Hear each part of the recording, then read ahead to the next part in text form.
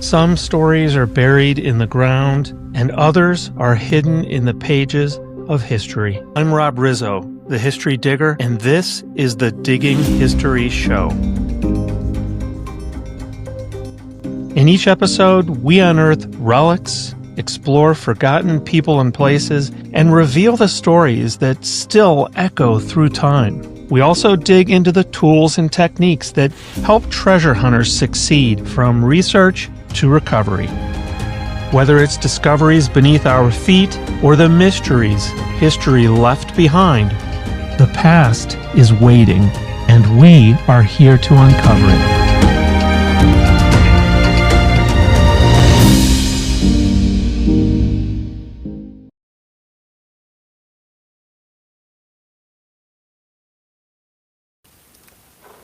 All right, ladies and gentlemen, welcome to the Digging History Show. I am, at least for tonight, I am Robert O'Rizzo, and very happy to be here tonight. Very happy to be here. It is a special edition of our show this evening, right? Why is that? Because it is St. Patrick's Day. It's St. Patrick's Day. And for tonight, and tonight only, we actually have a special sponsor. A special sponsor. That's right, ladies and gentlemen. Tonight's show is being brought to you by Irish Sling, right? I don't know if you guys remember this, but when I was younger, I collected these cards. They were called Wacky Packs. I think they were Wacky Packs, something like that. And they were just parodies of different products. And when I was creating this, I was having some fun tonight. It made me recall the Wacky Packs. I'd be curious if any of you know what I'm talking about. They were about the size of a baseball card, and I actually think I still have them somewhere in the basement. I'm going to have to dig them out somewhere, but a fun thing nevertheless here. Let me see if I can go ahead and close my screen. I need to get this off of the screen, whatever that is. Let me see if I can figure this out. Bear with me, folks, one moment.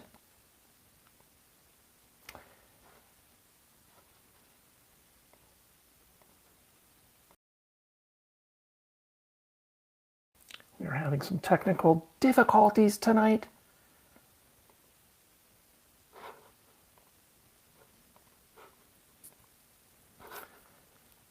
Okay, what is going on with this here? I've got a logo here, I think, in the back.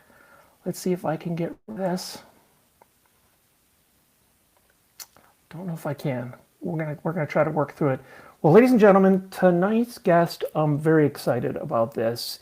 Dave Rose. I actually know Dave. I've known him for a while through some mutual friends. We've detected together now a few times, and I have been hyping Dave up for some time because you guys are not going to believe the displays, the finds, the stories that he's amassed over many, many years of detecting. And I'm really excited to have him on the show. Before I bring him on the show, I actually have a special introduction of Dave. So you have an idea of what you are going to be looking forward to tonight. So let me see if I can bring this up. Let's watch it together.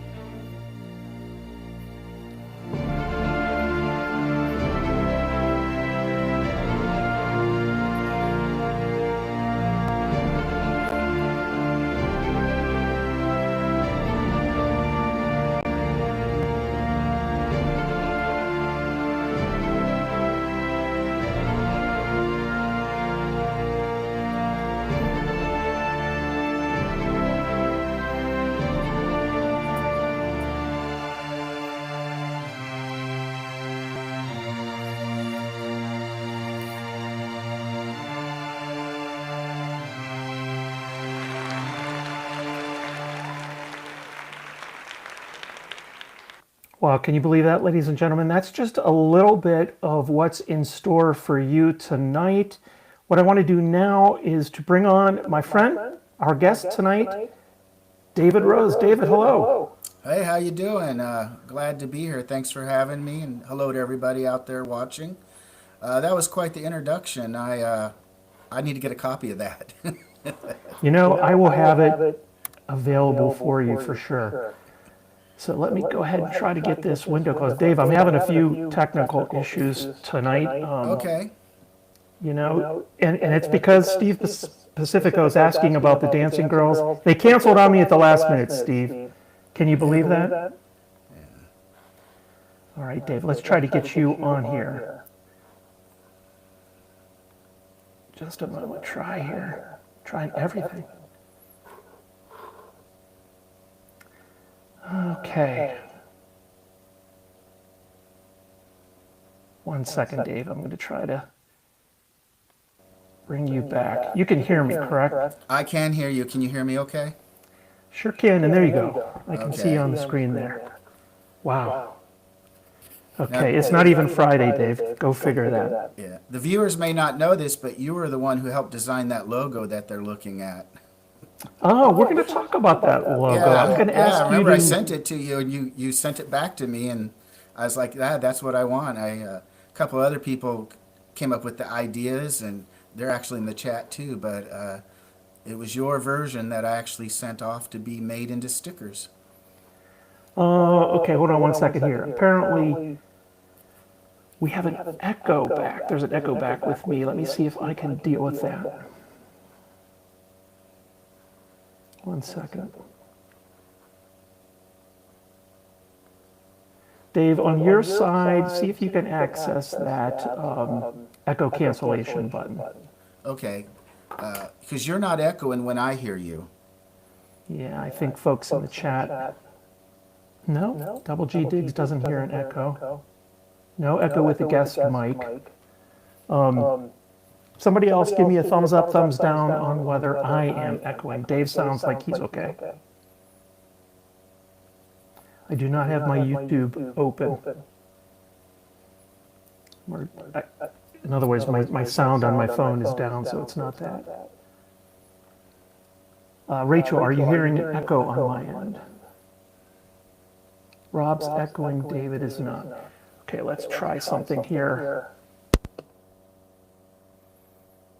At all?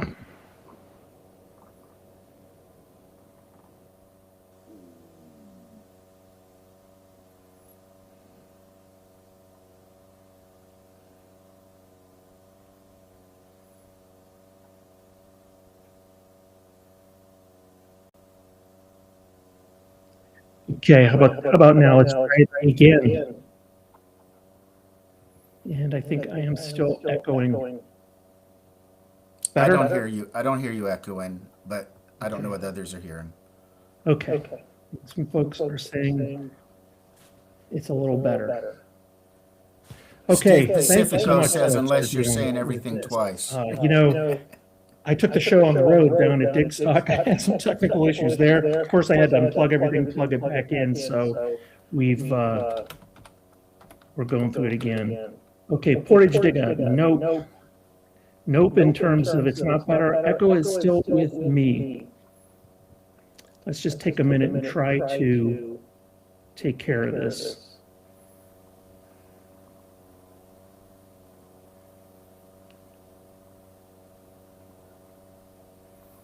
Hey, Dave, I'm going to ask you to dial out, come back in, and turn that echo cancellation on. Okay. Bear with us, folks. So I hope everybody's doing okay. Interesting, my echo is off now that David left, so let's see if when he comes back in, I'm not hearing the echo. I was hearing it a little bit. We shall see. No, I don't have my YouTube open on a different window. So that's all closed. It's nothing to do with that. It's the platform. And let's let David back in and see if this corrects itself. Howdy, Dave. Hi, can you hear me okay? I can, and I think the echo is gone. I can't hear it. And I can't affect the echo cancellation. It says it can't Okay. be I changed think we're while good. recording. I Okay, think we're good. good. I was hearing it before and I'm not hearing it now. But hey, you were talking about that logo. We're going to actually bring up a few things. We're going to talk about that, but I'm going to have you hold off on that Okay. for just a minute. And before we go into the show, why don't you just take a minute and those who do not know you, tell them a little bit about yourself. You know the normal questions. How long you been detecting? When did Sure. you start? What do you currently swing? We're going to jump right into the finds. After that, with the exception of just a few quick photos from the recent trip that you and I were both on together. But Dave, give everybody a little bit about your background, please. Sure. Sure. Back in 1977, I was 16 years old, and I saw a copy of a magazine called Treasure Found, and it was at the local bookstore. And I bought that magazine because it had an article about metal detecting in Arkansas, which is where I was growing up. And I was like, I am gonna get a metal detector, and I am gonna go find treasure. So I went down to the local Radio Shack and I bought a little tiny metal detector kit that you put together yourself. And I actually found a clad quarter with it. That was the first thing I ever found with that little bitty tiny dinky metal detector. It had Yeah. on off and some kind of tuning knob as a Radio Shack. But the bug was there. A few weeks later, my parents, we went garage sailing, and there was a used Garrett metal detector for $100. And my parents thought I was out of my mind buying that metal detector in 1977. $100. That was a whole summer of mowing lawns, you know. So, but I would ride my bike house to house door knocking with that metal detector, and No did kidding. pinpointers. I don't think it even been invented yet, and that's how I started. And nowadays when we metal detect, we find clad coins that are 50, 60 years old. But in 1977, we'd only been off the silver standard for 13 years. So Mm-hmm. every quarter and dime that was more than 13 years old was silver.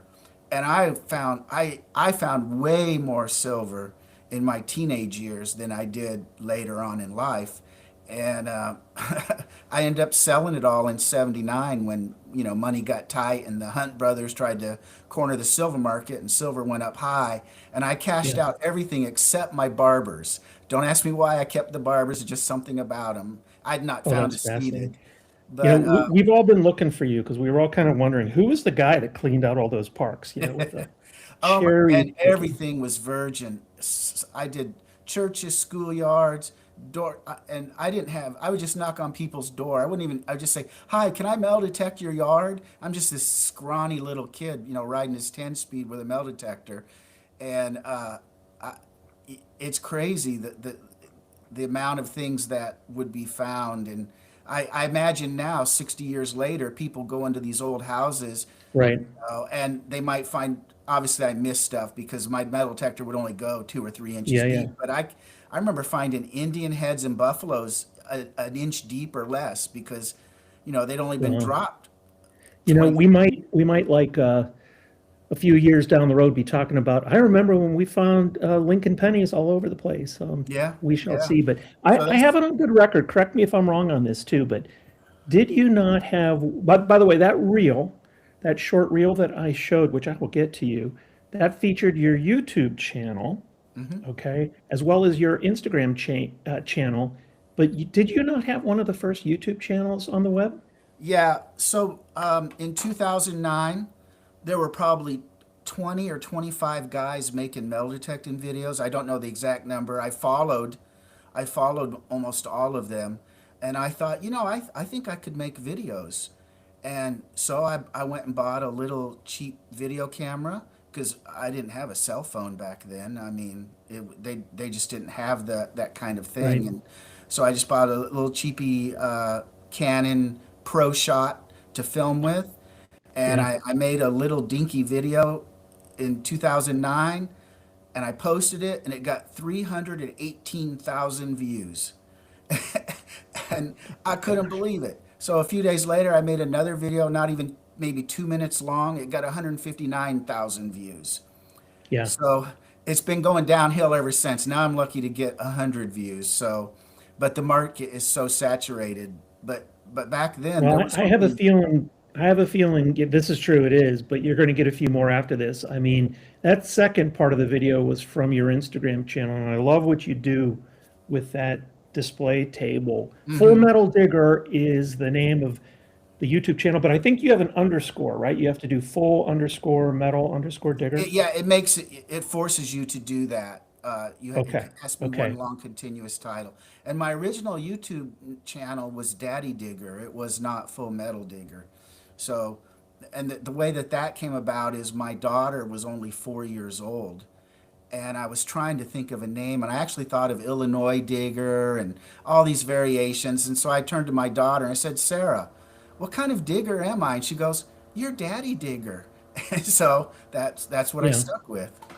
Yeah. Hold on for 1 second, Dave. Hey, honey, I'll pay you for that comment in a couple minutes. Thank you for dropping that. My wife's upstairs watching this, so she said she loves this. I think, we could talk about this. I don't want to go into great detail here, but it's an interesting question to ask a YouTuber, why do you have a YouTube channel? What are the reasons? Maybe there's, one or two. I do know some people are, trying to do it for the money, but I think the majority of the people I've met and that I've talked to, they just like to tell the stories. Maybe they did it to show their kids, their grandkids. I don't know. That was me. I also think it helps you get permissions. You know what I mean? There's a bunch of reasons. But have you ever seen that cartoon that floats around? It's a meme, I think, actually, and it's of a father giving his son his first metal detector, and the caption reads, it says, Dad, can you become a millionaire metal detecting? And the father says, yes, you can, son, if you start out as a billionaire. I have not seen that, but it makes perfect sense. It's certainly Yeah. not. It's not a hobby to make money. And the irony is even when we do find something fairly valuable by any standard, we end up keeping it. It's like I'll never sell it, because the memory and I'll bet you every detectorist on this channel could go. Someone could just go and randomly point to something in their collection, and they could tell you within 10 or 15 feet exactly where they found it. They just remember. It's such I think I every think you're right, find and is I think such a strong the memory. process of editing your videos actually, I think, has helped me become a better detectorist because I see the mistakes I make, that kind of thing. So there's a comment here in the chat from Portage Digga. Hey, it'd be cool to have a show on the history of metal detecting. Let's see how smart this group is in the chat. Now, there's a debate over this person was the first or the second person um, to invent the metal detector. But I actually had a show a while back, and I'm going to ask someone in the chat who was at least one of the first people who had a hand in inventing what we call today as the metal detector. We'll see if somebody in the chat gets that right, Dave.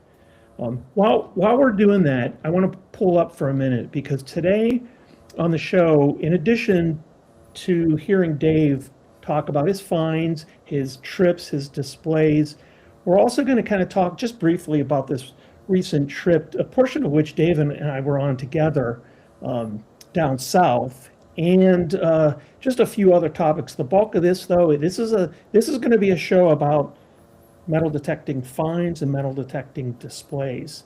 But Dave, you and I were together along with some other buds down at Dickstock. Yes, yes, we That were. was your first Dickstock event, is that correct? It was my first, and Tim Ildigger's been trying to get me to go for a couple of years, and just how these trips they just never occur at a time when it's convenient. But last December, I was like, I think I can make it if I schedule it now. So I registered first, and then I called Tim and Jeff and said, "Hey guys, I registered for Digstock. I don't want to go alone." And then you got pulled into it, so we kind of made a little foursome on that. I did. We both of us. I had a limited time to detect with our friends, and your time was limited too. Do you want to tell people what happened? Well, a week before Digstock, I went to a rock concert, and somehow I twisted my knee or strained my knee. I have no idea. I went home that night just fine. When I woke up Thursday morning, my knee was swollen and I could barely bend it. And so I was trying to nurse it up before Digstock, and I put on a brave face.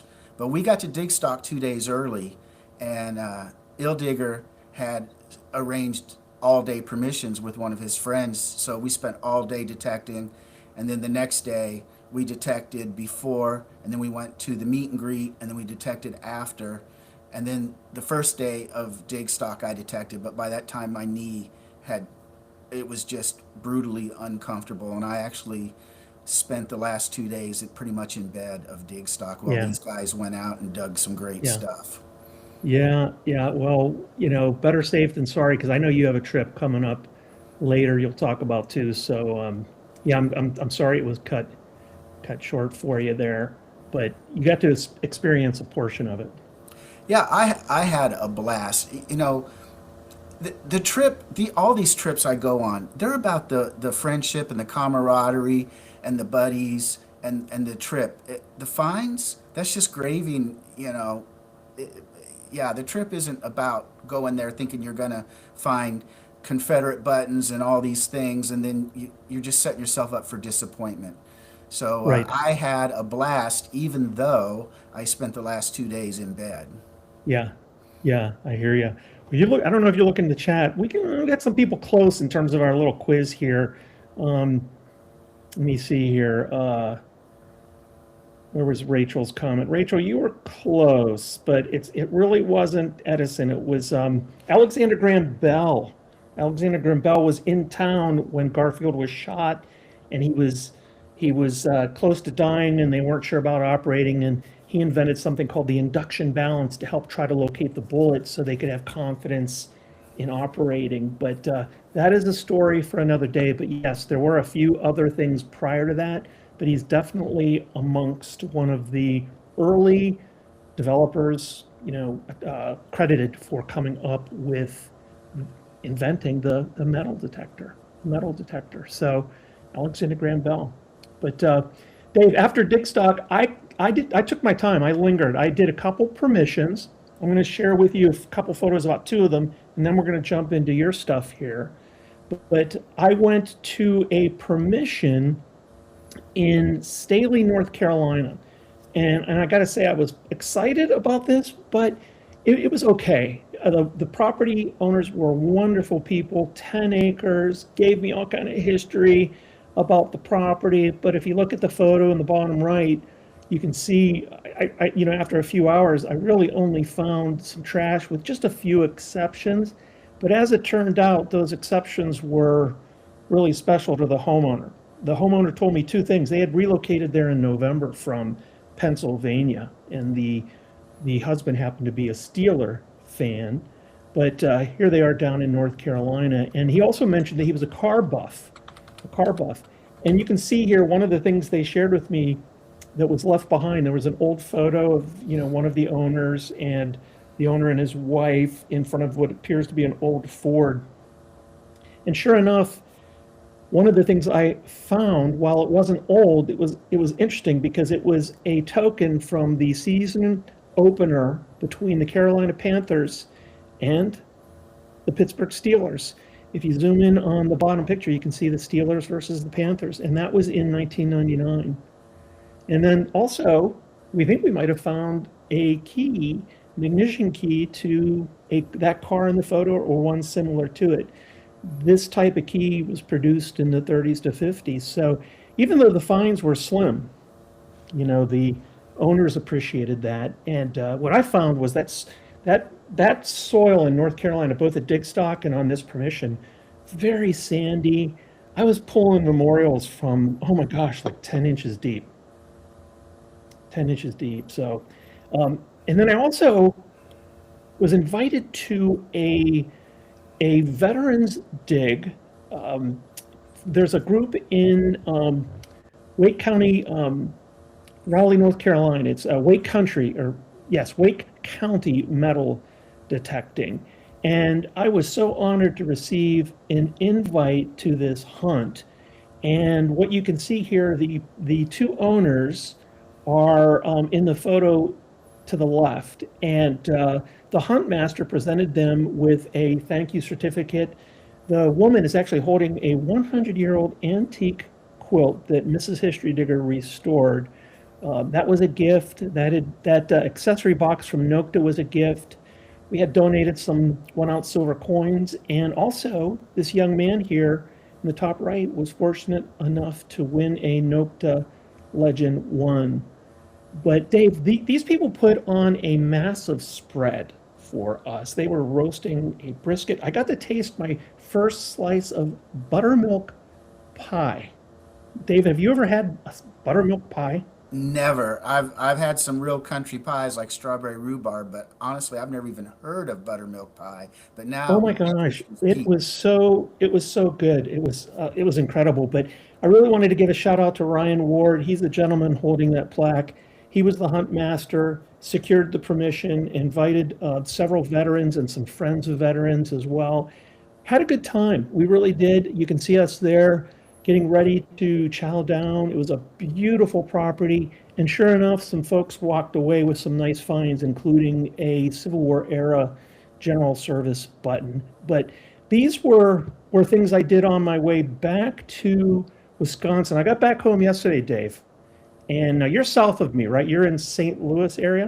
I'm outside of St. Louis, but on the Illinois side of the river. All right. All right. This is what I came back to right here.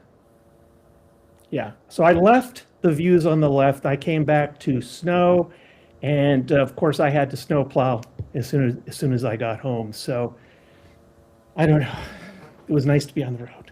Is the moral of that I story. think a So, lot of people but suffered from the heat in North Carolina because we got down there, it was 82 degrees that day, and I was used to below freezing. And luckily, I had thought to bring sunblock because I would have been bright red for sure.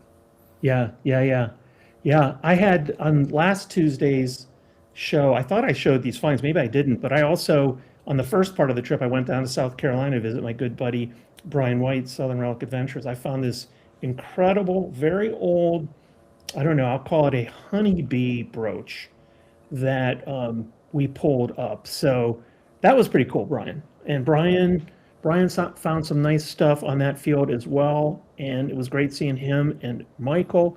But it was a good trip. It was a very good trip. But I think we before we start showing your finds, we have something we want to share because we had actually advertised this. But on this show tonight, believe it or not, we are going to have three giveaways, two of which are donations from Dave, the ones on the left and the ones on the right. Mine is the cheap one in the middle, although it's really cool. It is a metal detecting tote bag. So we'll explain how we're going to do that, but one of you on this chat is going to win each one of those prizes. So that's pretty cool. That's pretty cool. Dave, tell us a little bit about what you have here on the left and the right. Okay, well, both boxes have a medieval silver coin, and back in the 1200s when they were minted, they actually called them white pennies because they were silver, and these were found in a large spill, and my portion of the spill was 36 coins. So these are two from that. And on the left, we have a button, which is a mid 1800s Royal Post Office button from Germany. And then below that is a clothing hook, which would be from its pewter 1600s to 1700s. And on the right, we have a very nice spectacle buckle from the 1600s that I dug. And I was shocked that the pin was still there after all this time. And then also a very small clothing hook. It's also pewter from the 1600s, 1700s. Well, very cool. Very cool. All right, we will get to our first giveaway. We're not going to do them all at the end. We're going to sprinkle them throughout the show. But Dave, I think folks are probably eager to get into some of your stuff. Why don't we start with some of those? And one of the first things I thought we would talk about before we get specific about the finds is your incredible incredible displays. I'm going to pull a few of them up here. Okay. Let's see. We'll start here with this. So, Dave, I'm going to show a couple of these slides, but how long, like, did you start out displaying stuff on the wall? Did you have a table, a shadow box? I mean, how I, did your I, display strategy evolve? I had all my finds were in plastic tubs and on paper plates that were stacked up. And I was getting such a massive pile of stuff. I thought, gosh, it's not doing any good. I want to put it on the wall where I can appreciate it. So I knew I'd need a lot of Riker mounts. So I called the company where they make them, and the wife of the owner and we talked, and I got a great deal on dozens and dozens of Riker mounts sent to me. And even now, when I run out, I can call her and get another shipment. But I do rotate. I do rotate like if you look uh, in some of the displays, you might see knives or coins or tokens. I mix them up a little bit. I try to keep the military stuff separate, but there's no rhyme or reason. I'm just usually playing with them, and it's like, oh, I'll just shuffle them around in these display cases just to kind of keep it interesting. Sure. And Yeah. yeah, so right there in that on the left picture above the Tootsie Toys, those are all dandy buttons. They're all bright, shiny Tombacks, and they're all engraved with images, usually flowers or squiggles. And then above that, it's hard to see, but on that top shelf, in the little tiny case on the right, in front of that Hmm. silver looking shoe buckle, that's a military button that I found that had so much gold gild still left on it. It was just I, amazing. I In like the fact, you were variety. with me I when I like that. found that. Yeah. Oh, really? Yeah, that was my 1870s staff officers button that I found when we met with Ildigger and Jeff. You remember And that? Jeff, Yeah. that's awesome. I like the fact that you have different kind of like displays. I don't know if you saw this, by the way. I think it's Tony Frangella from Relic Radio. He's 3D printing these really cool, um, like holders. Like there They're might be a amazing. figurine. Have you seen those? I have, in fact, on the Relics Radio show last week, he showed a few, but then my feed has been filling. He's got a George Washington one where it shows George Yes. Washington holding this George Washington button, inaugural Yes. button. Yeah. Just, oh my God, it's Yeah. beautiful, just Yeah. incredible. Well, Yeah, I think you could charge admission to this. And folks, these are just a few. I'm just putting up a few. What I also see too is, not just a variety of display types, but you have some artifacts, some Native American artifacts in here as well. I do. Before I started metal detecting as a kid, I was collecting Indian arrowheads, bird feathers. I just collected things, and I spent a lot of time in the outdoors.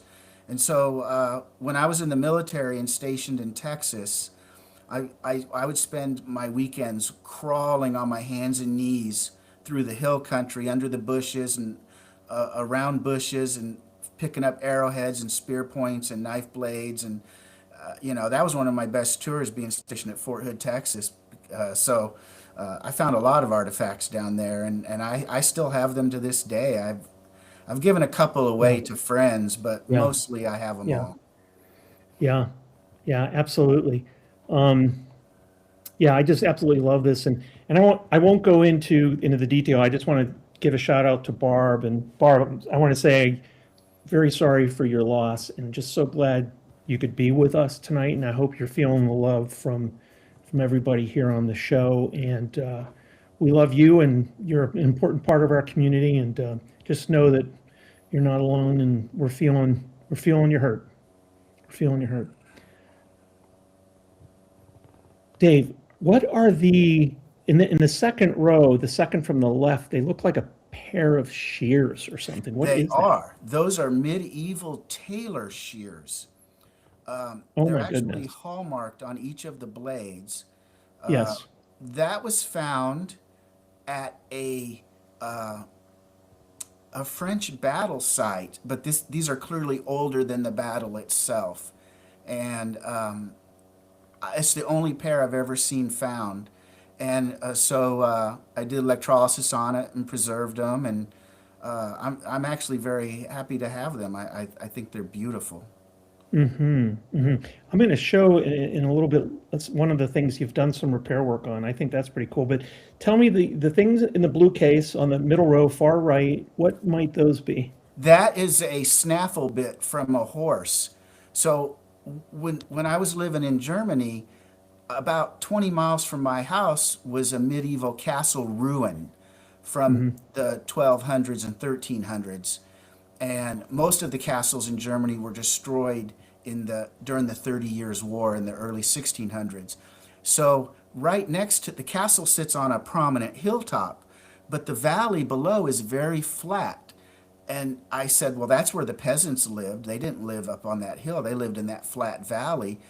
And so we started metal detecting down there in the trees, and I found that snaffle bit. It's a medieval iron snaffle bit, 1200s, 1300s, and I also found a coin nearby, a counting coin minted in 1550.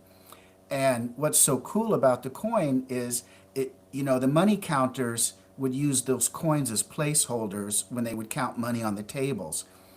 But this is an educational, it has an alphabet printed on it. But in 1550, the alphabet was different. So it goes A, B, C, D, but the D is backwards. It faces to the left versus the right. The letter J had not been invented. The letter V was actually a U. There was no W. So it's only like 22 letters. And I think that is the best part of that coin is in the 1500s, that was the alphabet. That was the outfit. You realize some people are saying we got to keep those shears away from that incredible beard you have there.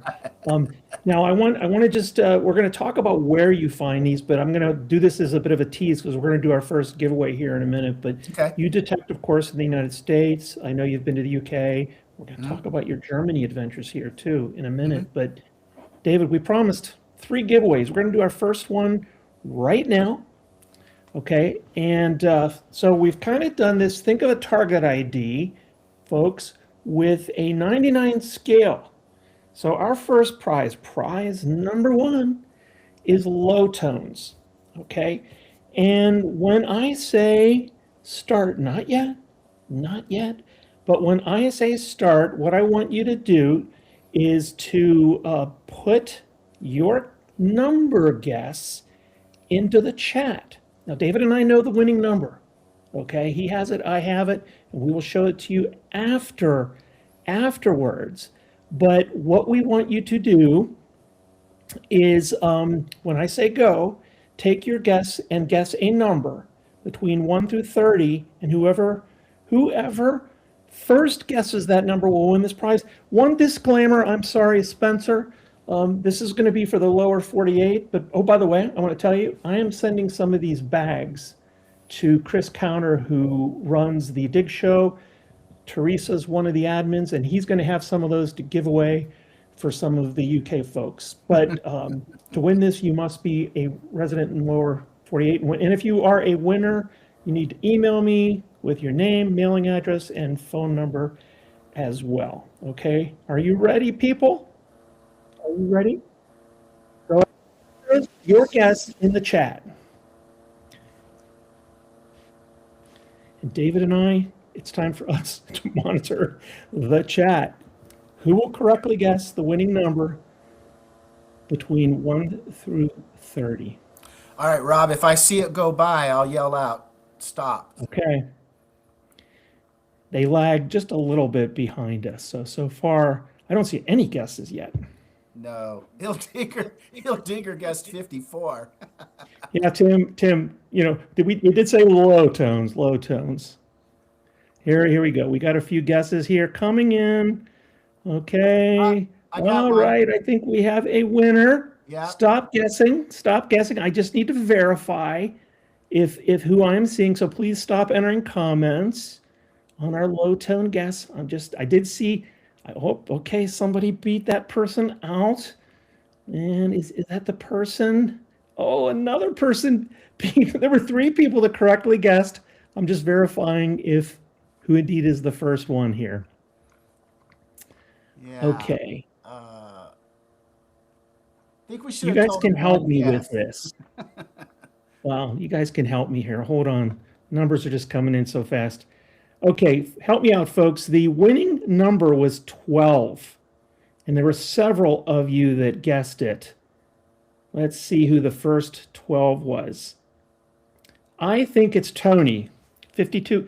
Is that Yeah, right? 5280 Adventures. that's what I saw. All right. Anybody want to challenge that? Tony, I think you are the winner of the box set there on the left. How about that? Congratulations.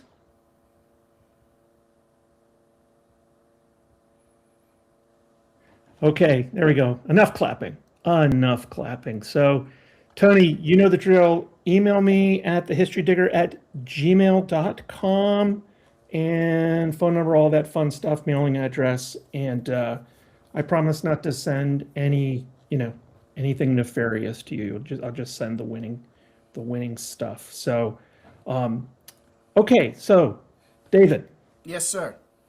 those detecting locations that we talked about, UK, I think the people here are probably most interested in your Germany adventures. Some of us, we go over to the UK. You know what some people are going to be curious about. How did you do this? Why? Just tell them a little bit about detecting in Germany, and then we'll get into some of the finds. Okay.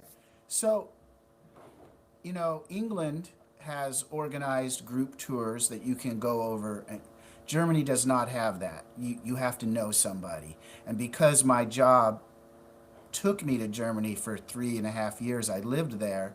And of course, I met Germans who metal detected and made friends. And there's also an American community, that metal detects over there because Americans live over there. And so I don't speak German. I can't knock on a German's door and hope they speak English and ask to metal detect their farm. So it's nice to have German friends who can do it for you and make all the arrangements. And I just show up, turn my machine on, and then I buy them a nice schnitzel dinner that evening or beers or whatever, Love as schnitzel. my thanks. And Yeah, so yeah. that is the advantage. And so I still go back there every year. I came back from Germany in 2021, but I've returned every year to meet up with my friends, and we typically rent a house. Now, Germany has 16 states. Every state has their own laws about metal detecting, and we tend to stay in the states that have the most liberal laws and the most liberal guidance. So Bavaria is a good one. Baden-Württemberg is a good one.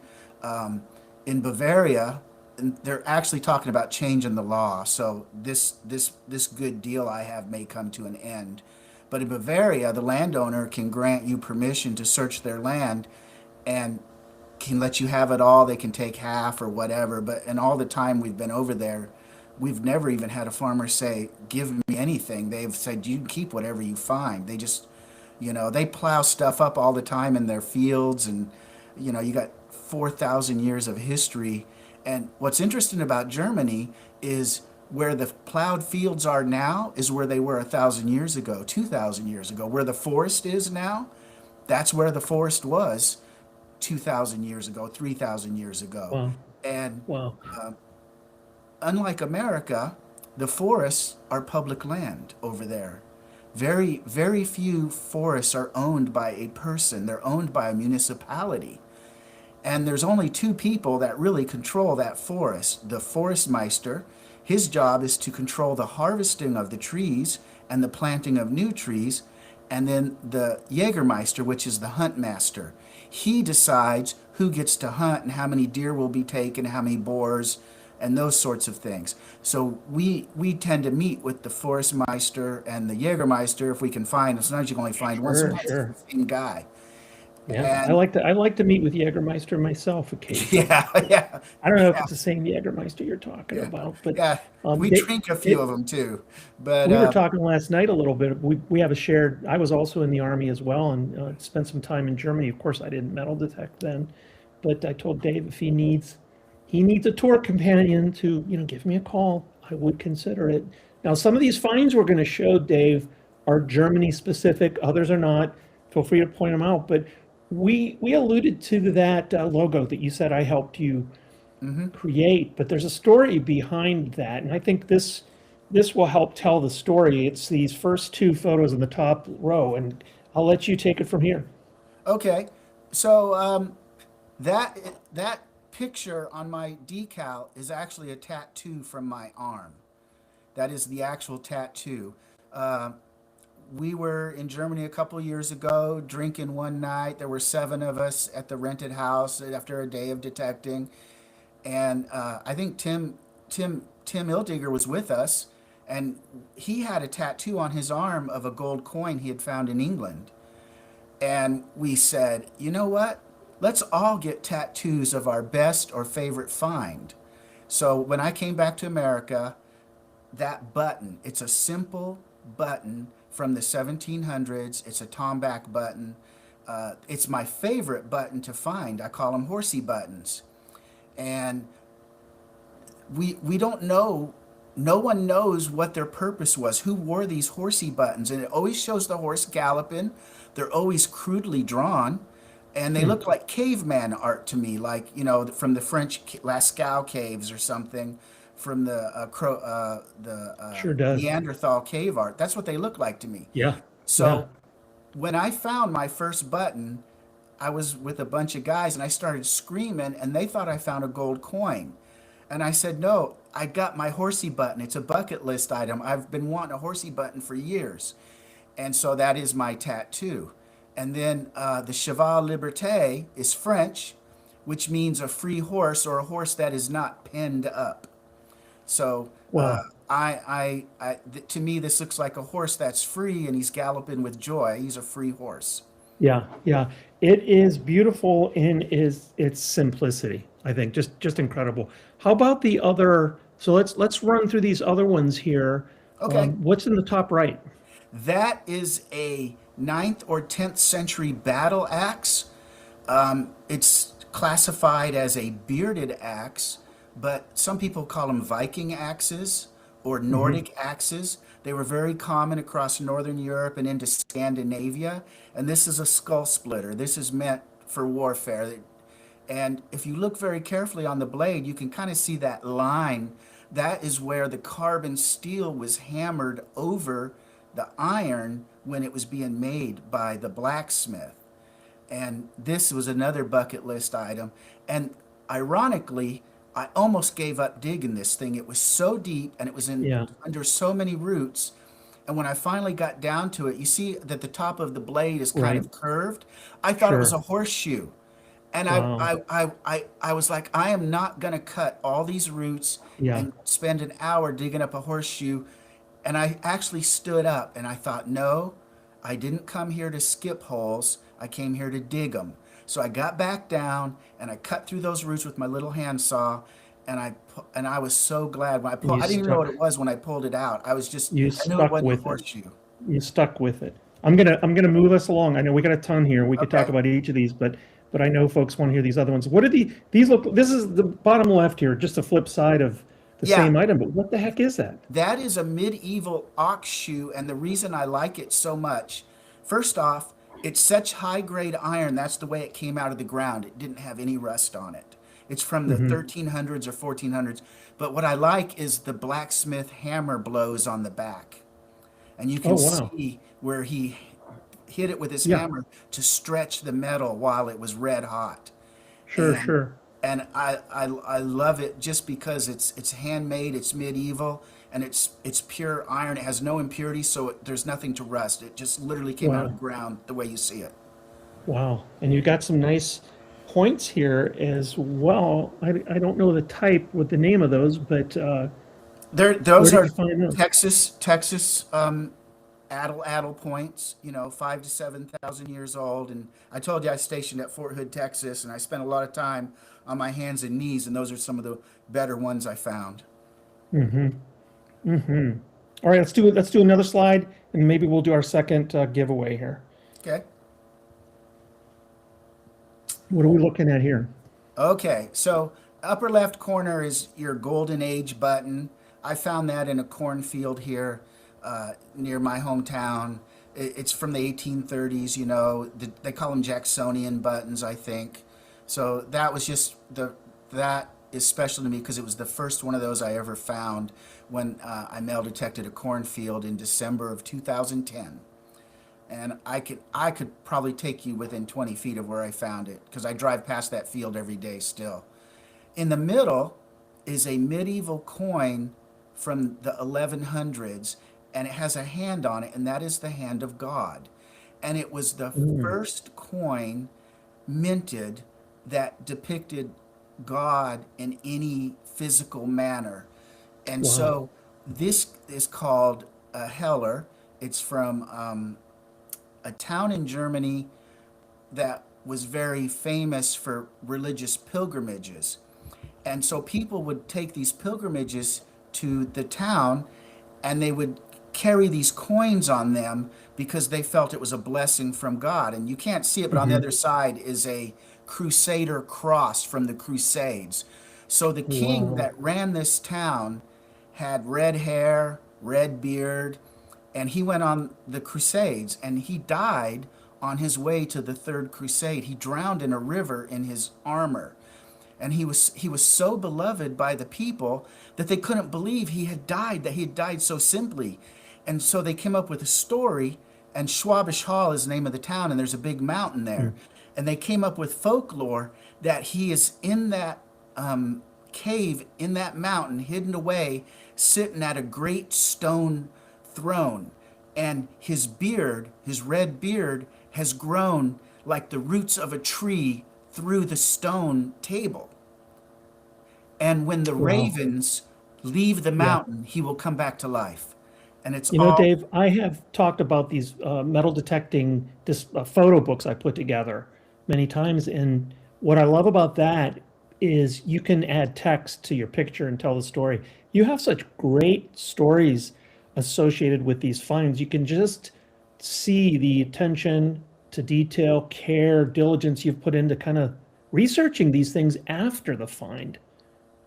yeah. And I found that coin in a spill of 8, over 100 miles away from Schwabish Hall in the forest on a Wow. ridge line.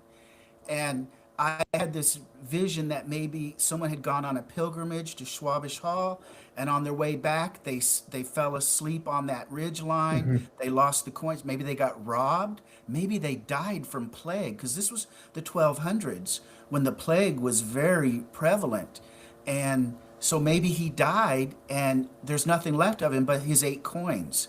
So Right. I kept 4 of them, and I ended up giving 4 away to some of my detecting buddies in Germany.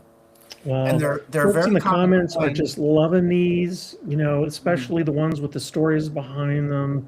I think everybody's in agreement, outstanding. They're amazing. That the Hand of God coin, I think, is probably my favorite. Really, really something. And that was found in Germany. Just Yeah. incredible. Just incredible. Let's take a look at a few more here, and then we'll pull up and do. Well, let's take a look at one more, Okay. and then we will do giveaway number two here. How about these two on the top left, Dave? I think I know what these are, but what's the story behind them? Oh my gosh. Pinfire shotgun shells, 1850s. So I love finding these. Most of my friends throw them away, and I'm like, nope, give them to me. I love them.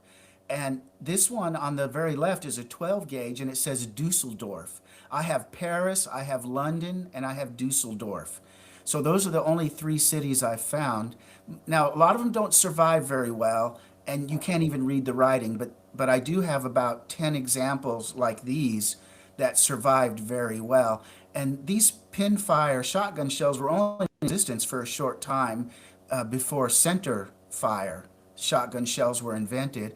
And the one next to it has got that beautiful stag on it, and it's a 16 gauge. I can't even find an example online of it. So Wow.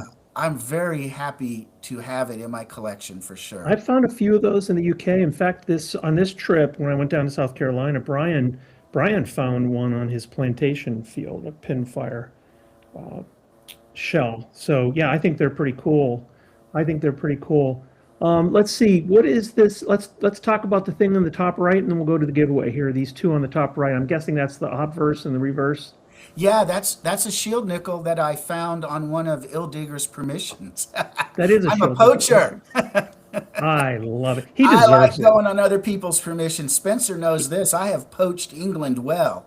But yeah, Yes. Tim invited me graciously to go to one of his sites. In fact, I found this near Spencer's flag, and they know what I'm talking about. Um, I and love it. He deserves it. He deserves it. and it's one of the Oh, few that has a yeah. legible date. Very few shield nickels have a legible date, but this one did. Yes. Yeah.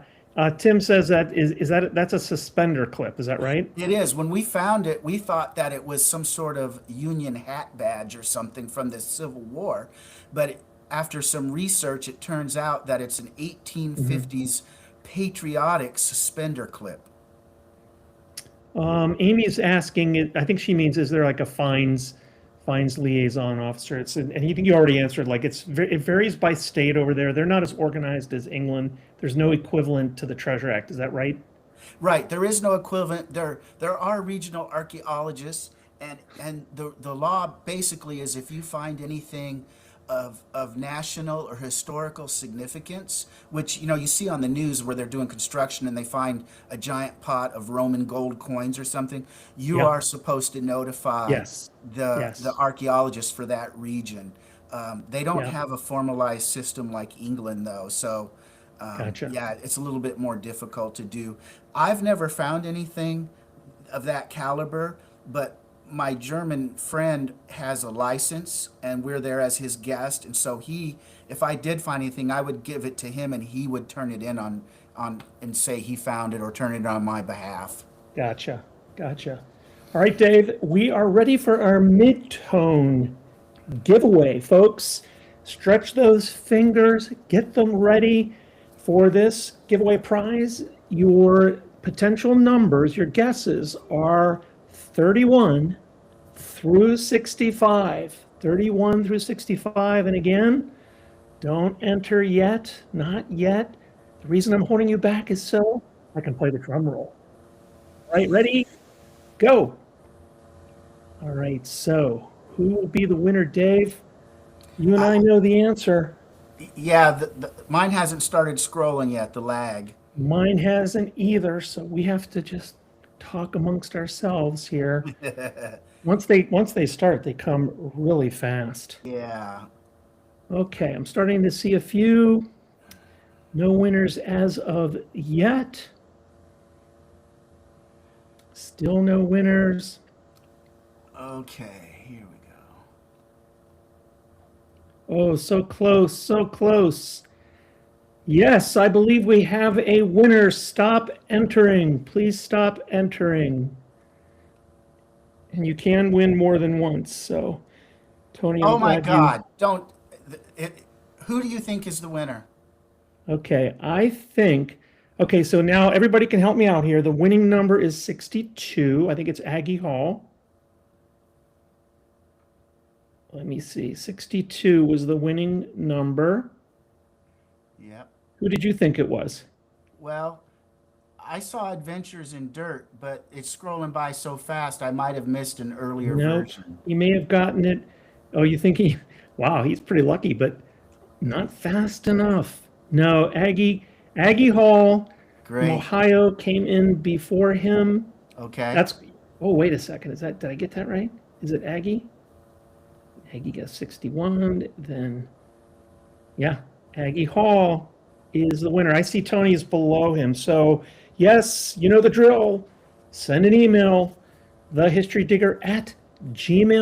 thehistorydigger@gmail.com with your mailing address, full name, phone number, blah, blah, blah, and I will send to you a caution. I may start talking about metal detecting at any time tote bag.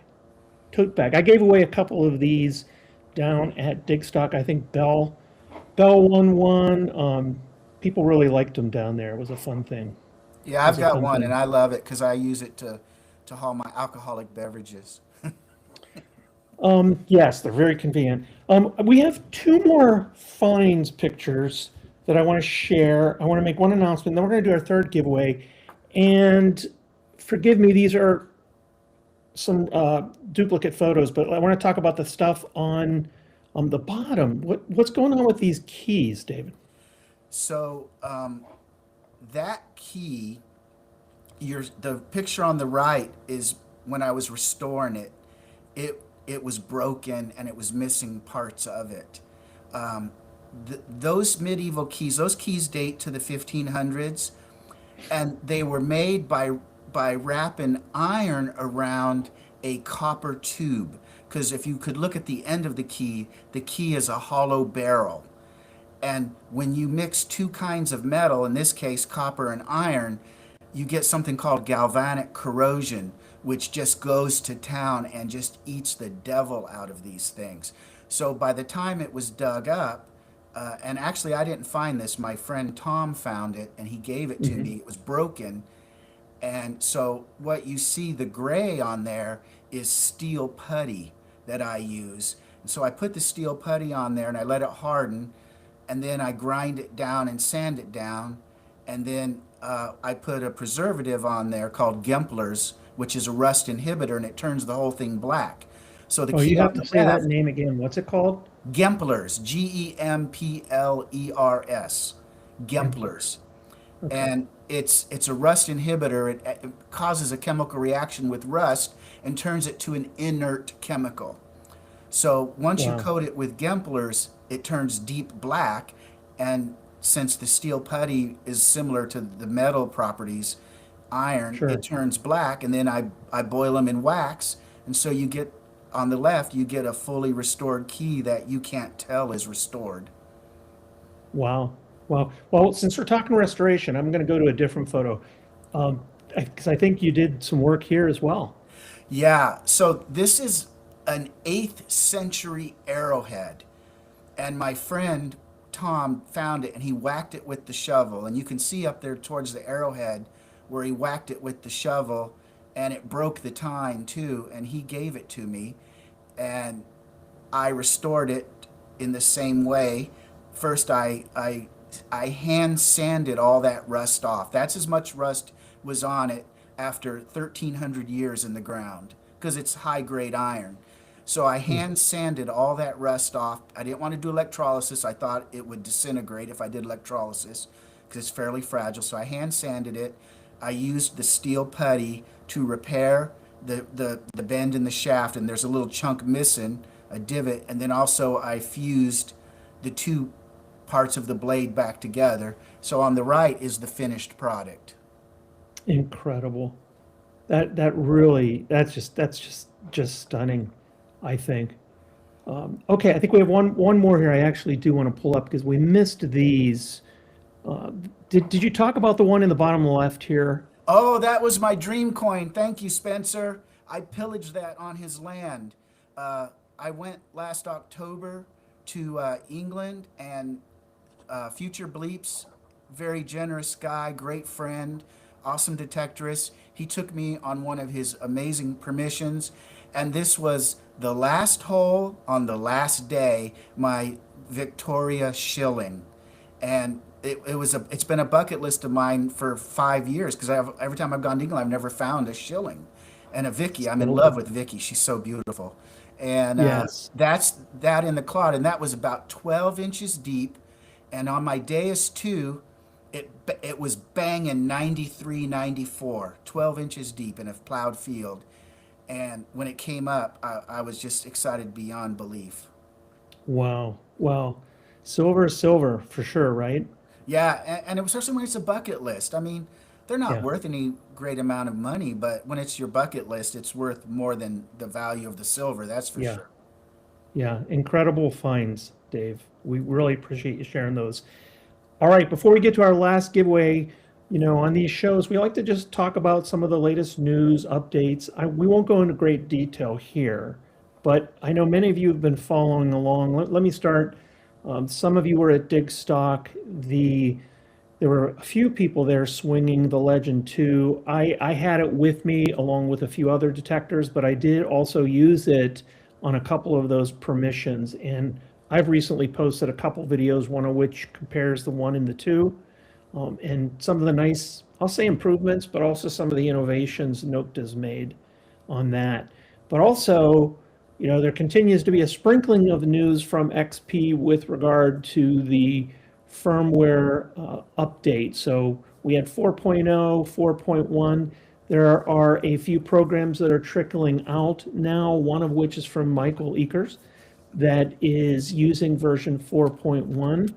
And a shout out to Andy Extreme, who put together some information, that middle bottom photo that talks about some of the features in version 4.1 that are available to people that are not using the new stereo headphones. So, that information is out there.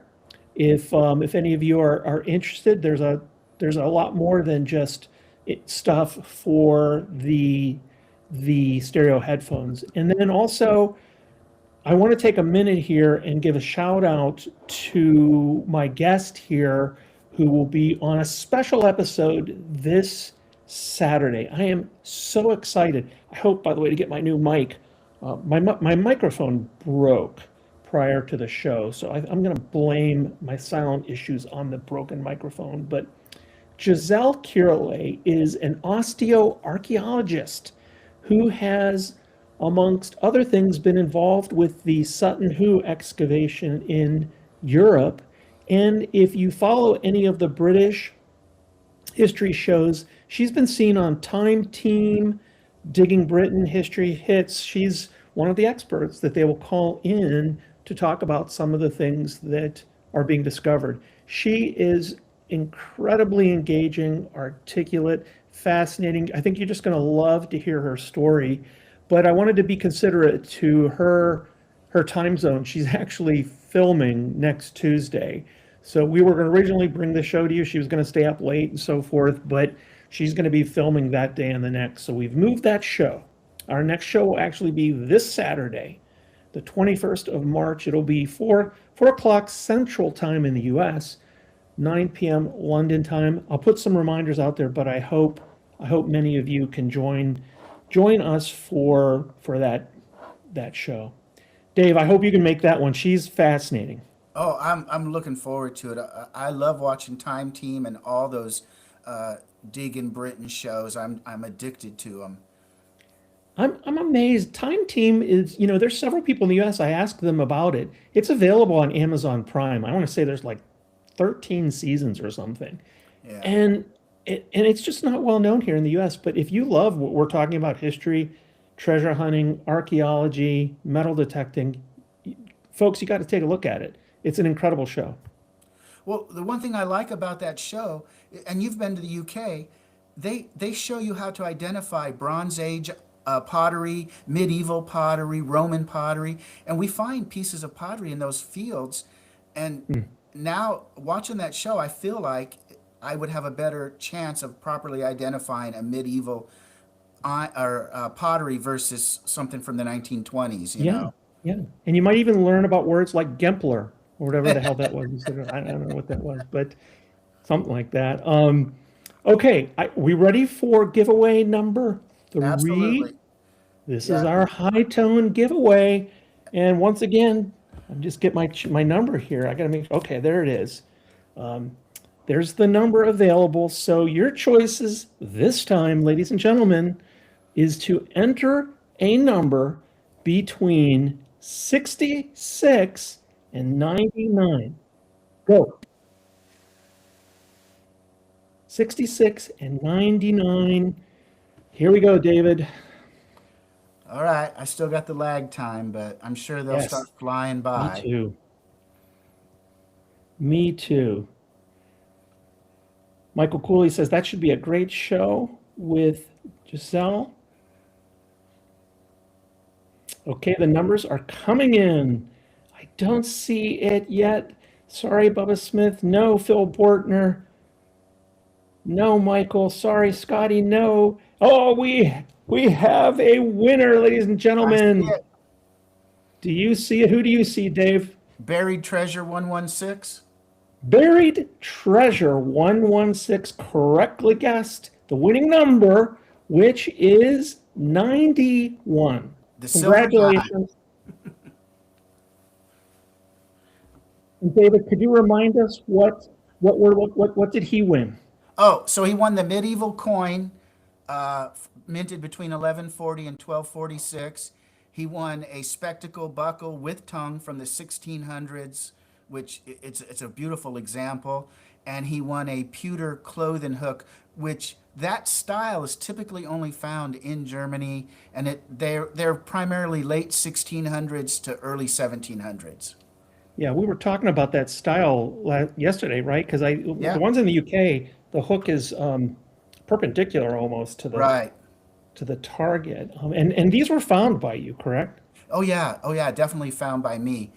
Have you seen those the traditional German dress, the Drindle, where the girls with the cleavage showing? Those are the hooks from Never the. noticed it, Dave. Never saw it. Did I mention I Mrs. History Digger's watching tonight? No, I never saw it. I don't know someone what had you're to talking point about. it out to me too. I'd never noticed it either. I was Okay. focused on the beers.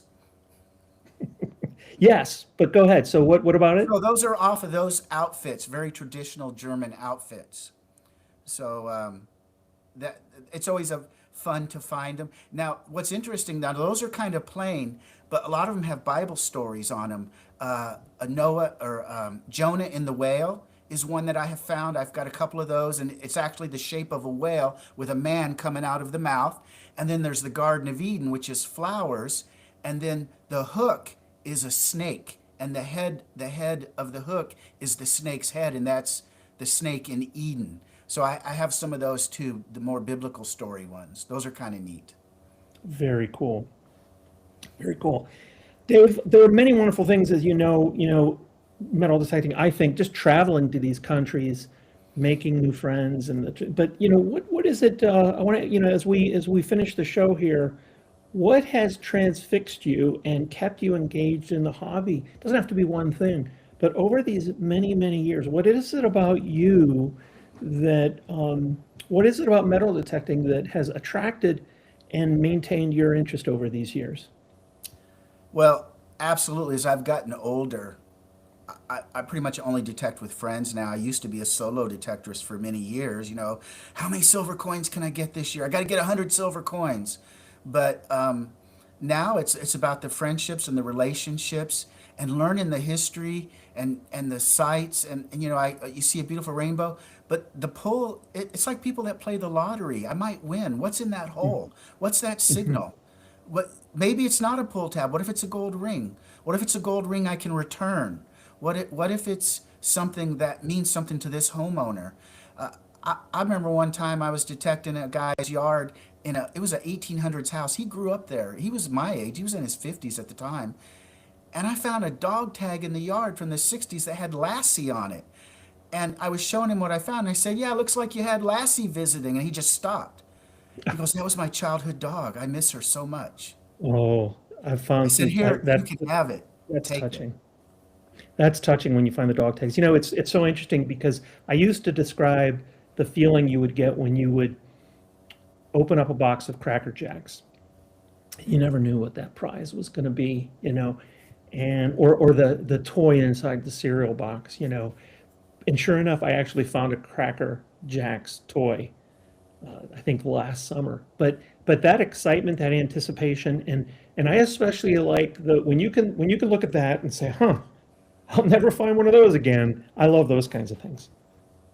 Yeah, absolutely. And I think that's what draws me to it is the just the connection to history. You're picking up something. Who dropped it? Under what circumstance? So here's something I would pose to you.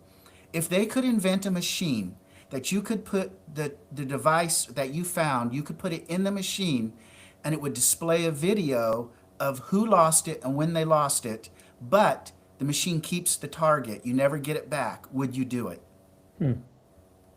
I love that. I love that sentiment. I've often said I feel like metal detecting connects the past with the present and also in some ways preserves these stories and these artifacts for future generations to come.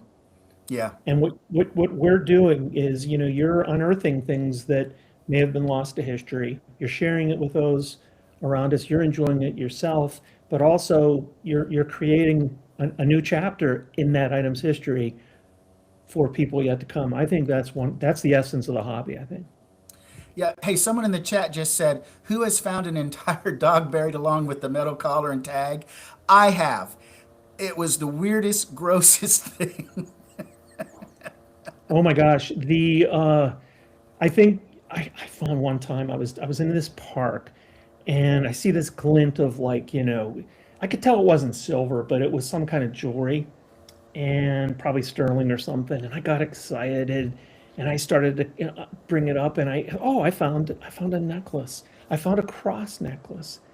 And Dave, it was a satanic cross. It was Whoa. not good. It was not good. And it just stayed there. I buried it, put it back, and Yeah, I'm the I've same way. had, I don't need the jinx. I don't need the curse. I would have don't, buried it right back. that, I think some cremation remains. I have yet to find like a grill piece. Have you found anything like that? No, I've not found any dental work or dentures or gold teeth or anything. I know people have, but I just Yes, haven't. not yet, not yet. But um, Dave, this has been so much fun. Will you come back and do this again? Oh, absolutely. I've got a million more stories to tell, and my finds cabinet keeps growing every year, so I'll always have something to talk about. And I appreciate you having me, and I would love to come back. Yeah, I figured you had a few more stories, and we'll definitely have you back. We've got some great other guests lined up, some of our buddies. By the way, I'm going to be a guest myself on Monday. This group, it's a tiny little group called Detect America, and I'm not sure about the two guys that host this thing. I don't know. We shall see. But no, all kidding aside, Steve and Frank have always done a wonderful job and on the show, and Steve's been doing a lot by himself on there. He's been carrying the load, and but I'm really looking forward to being on there again. They kind of got me started in this whole space of telling stories, and they were one of the first folks to help me share my YouTube channel. So I'm really excited about being on Detect America again. So I hope some of you will join that. But Dave, looking forward to hearing more. And you have an adventure this fall coming up. You were telling about. You want to tell people where you're headed back to, what you're planning on doing? Oh, I'm going back to Germany, of course. Um, the plans aren't solidified. I'm actually going in April, May. That one is for sure. If my knee is healed up, that's my one fear is that my knee. And Yeah. Ildigger came up with a great quote. In Germany, it's billy goat detecting because we go up steep mountains. We have a saying: the steeper the cliff, the better the finds. We're not talking about a flat field that's been rolled and plowed like England. This is you're fighting the elements to get up and down these steep terrain. And Tim he goes, I can't believe it. This is like billy goat detecting. Yeah. And it kind of stuck. Is it true that if you find gold while you're in Germany, instead of a gold dance, you have to yodel? Yeah. That's what Tim told me. He told Yeah, me that's true. I don't know. I've never actually seen anybody found gold in Germany, a gold coin. Okay. I've never seen. I know it's happened, but I've never seen it Yeah. done. Yeah, that's what so if you find it, you got to start practicing your yodeling, your gold yodeling. But Yeah, anyway, I might have to. I don't even know how to yodel. I'd have to yeah. take Yeah. lessons. Yeah. Well, Dave, thanks again. We're Sure. going to go ahead and say goodbye to everybody here, but I appreciate you. Thank you for being on the show. Any final thoughts? No, just thanks so much. And everybody, I saw the comments flying by, and I really appreciate the love from everybody. And I will get those as soon as I get your mailing addresses. I will get those prizes out in the mail, and you can look forward to them very soon. Thank you Yeah, so much, you can Rob. just email me, thehistorydigger@gmail.com, whether you're one, two, or three. I'll send the information to Dave just to make it easy for you all. And folks, thanks for putting up with some of our technical challenges this evening. Hope you all stay warm. Have a wonderful, good week. Happy hunting, and maybe we'll see you on Monday. Take care, Dave. All right.